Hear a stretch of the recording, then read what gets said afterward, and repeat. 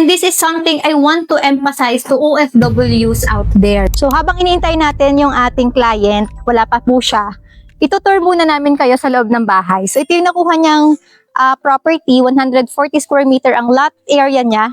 So ito yung lot space niya, luag pa. So tara, kwento ko lang sa inyo yung client natin.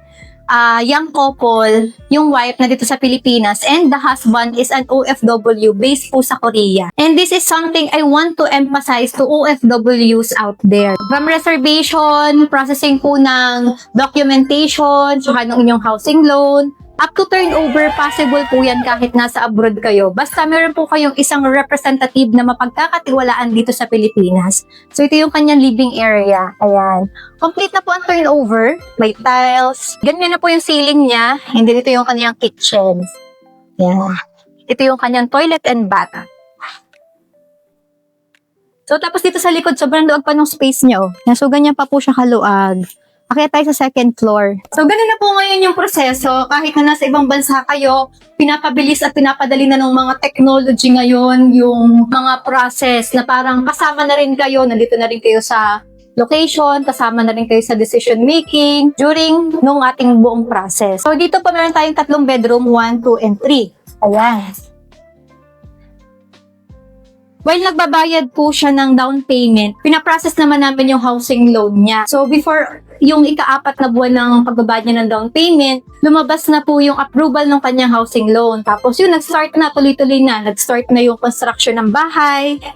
Tapos, by November, 100% constructed na rin yung bahay. Dapat ang monthly niya is 24 months to pay. But since yung bahay nakatayo na, nabigyan na rin siya ng approval, tumawag na yung bangko at saka si developer to accept the loan. So, isa yun sa i-confirm nyo kapag bumibili kayo ng bahay, lalo na sa mga subdivision. Kasi ngayon, ongoing construction pa lang yung bahay, pwede na pong mag-release ng loan si bank.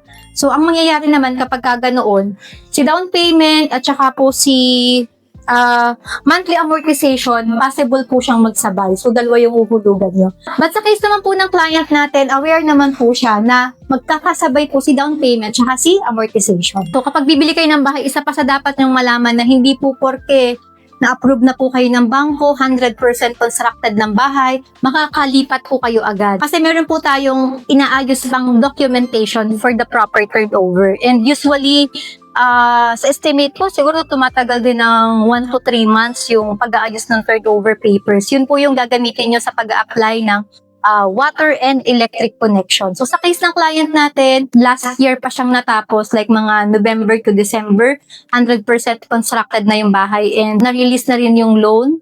And ngayon is March, inabot din siya ng 3 months waiting. Wala pa rin po yung ating client. So, intay-intayin po natin siya. Ayan. So, ready na naman kami. Ayan, nakapag-prepare na kami.